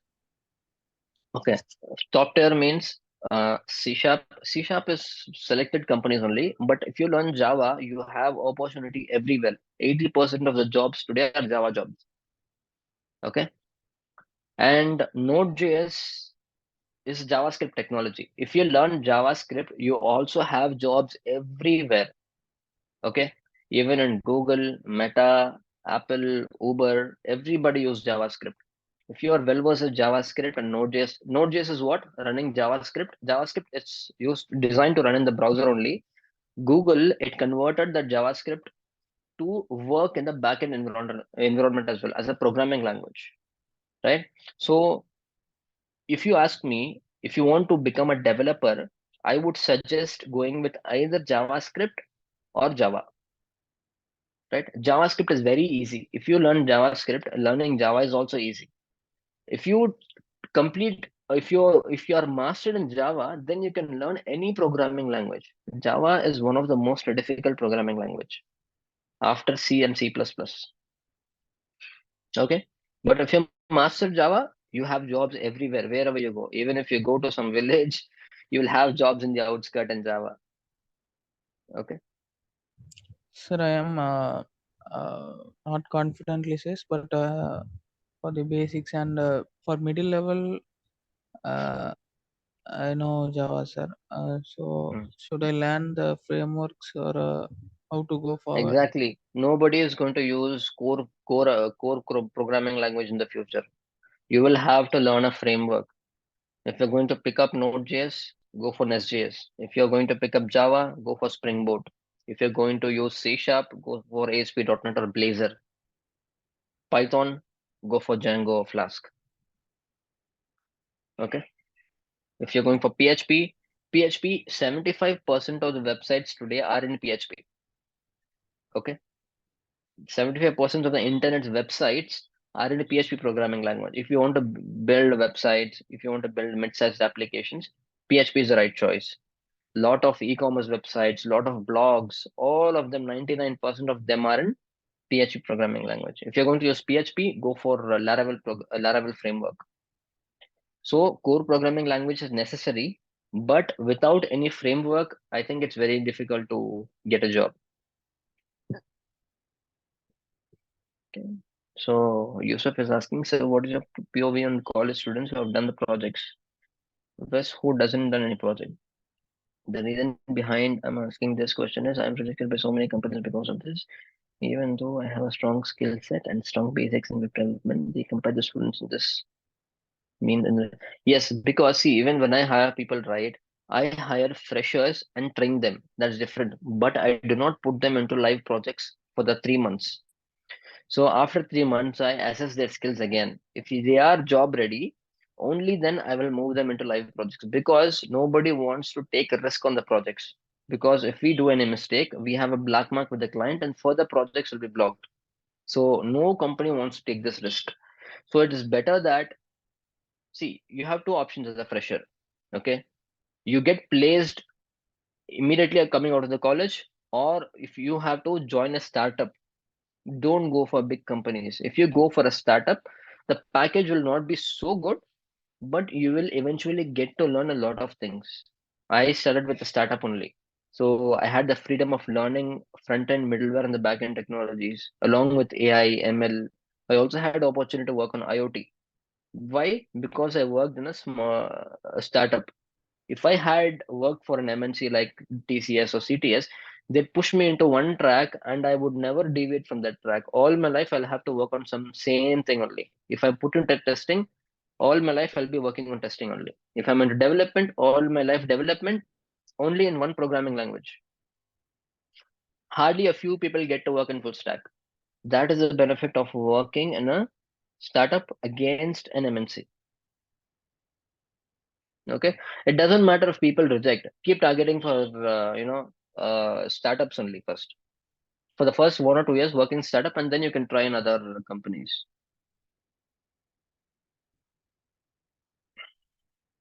See, in the field of networking doesn't include any programming language. Networking only uses scripting languages. For example, you can learn Shell or Perl scripting. See, most of the time in hardware, you'll be doing your automation, right? You'll be generating some reports. You'll be checking the status of services. You'll be writing a kind of automation for backups and other things. So I think Perl and Shell scripting should be very helpful for you. And if you're going to networking, uh, I suggest that you learn one of the cloud technologies, AWS, Azure, or Cloud or Google Cloud. This must help you. All right. Okay, I think we have come to the end of the session. If there's anything else, just let me know through. We have a WhatsApp group, I think. You can send your messages on WhatsApp there. I'll be able to answer. Cyber security. For cyber security, you can connect to ITET. They have a dedicated course for cyber security. You can contact them.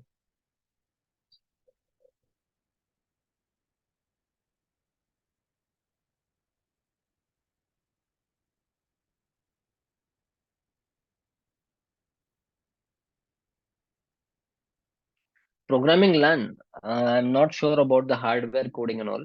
I think it's embedded C. For that, uh, for programming and all, it comes into IIT. What you're telling me. Yeah, I think you can use Python for that case. But mostly you'll be using embedded C in case of hardware programming. David, what are you asking? You're asking which programming languages started learning.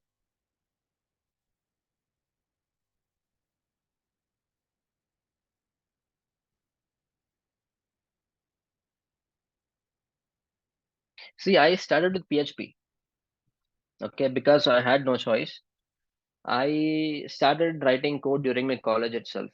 So I used to do college symposium websites for SRM and a lot of other colleges. So from there I started learning. But after PHP, I put a lot of efforts in JavaScript. So I mastered JavaScript. After that, I learned a lot of programming languages. See, if you learn one programming language and learn it properly, other programming languages should be easy to learn. You can easily understand the concepts. It's only that the syntax varies. That's all. Problem solving of projects, which is important to get a job. See, projects is very important to get a job. Okay. If you want to get placed for some 20,000, you can do an internship in some company, learn basic technologies, learn how to create a form, saving it into the database, how to write business logics. This will get you help. This will help you get a job. But if you want to get into the actual product-based company where you will be challenged with your skills, you will have to start with strong analytical skills. For that, you need to start with DSA. Go to lead code, start solving problems there. But for that also, you should be comfortable with the programming language. If you don't know program at all, what is the point in learning DSA? Right? DSA is used to apply in some kind of programs. So start with any programming. If see, my final advice is that if you want to become a developer, achieve for full stack development. Okay, full stack development, right? Worst case, pick up any backend programming language and learn it. You can become a front end developer or the backend developer or the database developer. Okay, three development options available. But if you become a full stack developer, you will be given the higher priority in the interviews because companies don't want to spend 50,000 on each developer. Rather, it would pay only, instead of paying 1.5 lakhs for three developers, company would pay only 1 lakh and hire a full stack developer, right? So always aim for full stack development. Learn the technology properly and from proper source. You cannot learn from YouTube and then go to W3 schools here and there and learn in bits and pieces. That is not going to help you. Find a good source, learn from them. Once you master the technologies, see, experts in the industry say that you should write at least 100 hours of code to be very confident about a specific programming language. Today, you start JavaScript. You should learn 100 hours of, you should do 100 hours of JavaScript coding before you attend an interview. Otherwise, it's pointless to go for the interview. You're going to lose it somehow. Okay. So spend a lot of time coding if you really want to become a developer. If developer is not in your mind, if you have something else like network engineering, spend a lot of time over there also. But my specialty is development, so I can only suggest or advise on development only. Aim for full stack development. Spend a lot of time uh, coding in a specific programming language, right? After that, only DSA comes into existence. If you do not know programming language, there's no point in learning DSA. Okay, Mauritian, let me write it here.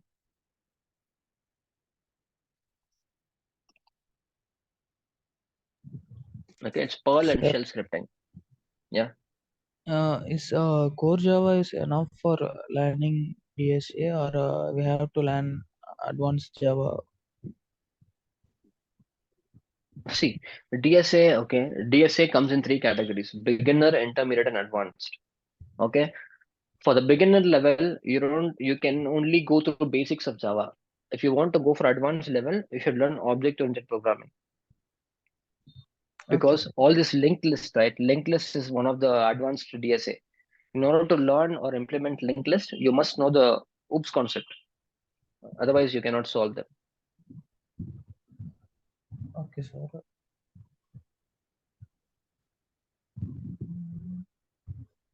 And for this DSA course, is there any resources or anything available for that?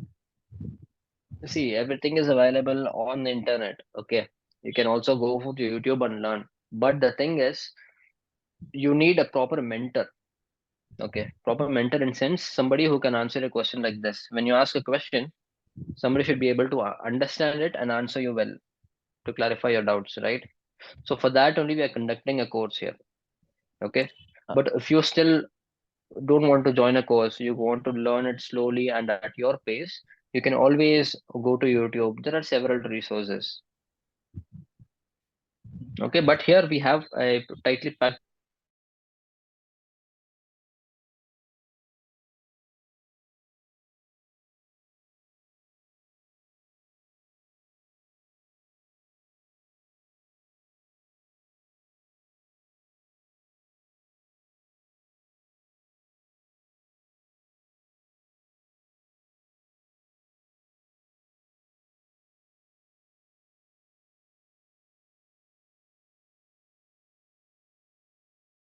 list you very quickly because you are top 5,000 in lead code. You understand? That's a shortcut of getting into top companies. So practicing in those.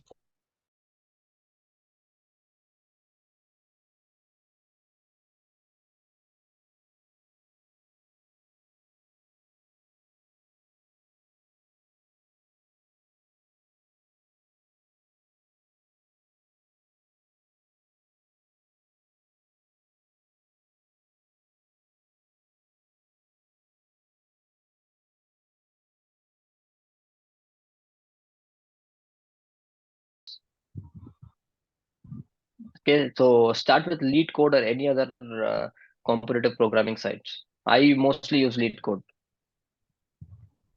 Okay, sir. Thank you. Yeah. Okay, I think we've come to Sir, the end of after session. DSC, is there any options or questions that will ask the question? No, only you have to ask question based on the DSC. Sorry, your question, I was broke.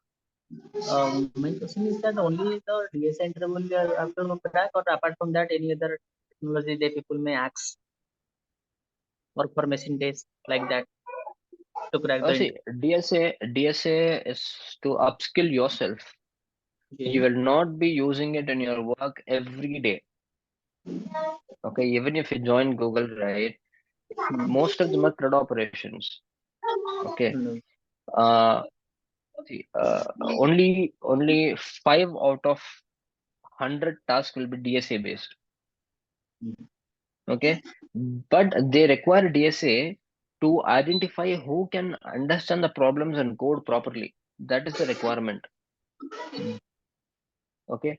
Facebook fired 12,000 employees during this recession.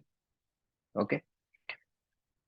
So those 9,000 people were highly paid employees with less knowledge in analytics, or who has less analytical skills. They have this repeated entrance test, something like that. They have some kind of tests that needs to be returned by employees every year. So based on that, they remove the employees during recession. So meaning that whoever is highly skilled in analytics and problem solving, they retain their position. Others are kicked out.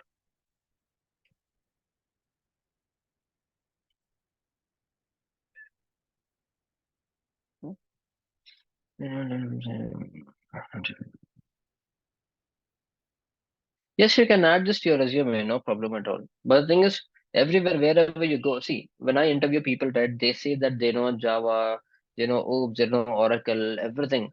But when I ask them certain questions, they say that I only worked for 1 week. I only know basics of it.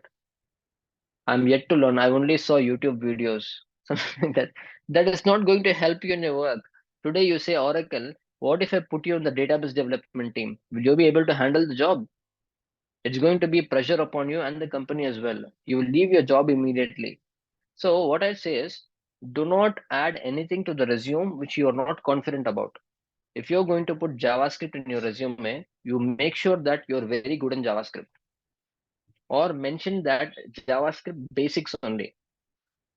Because people want to be shortlisted for the interviews, they put everything in the interview, everything in the resume. When I question them, they don't know how to answer it.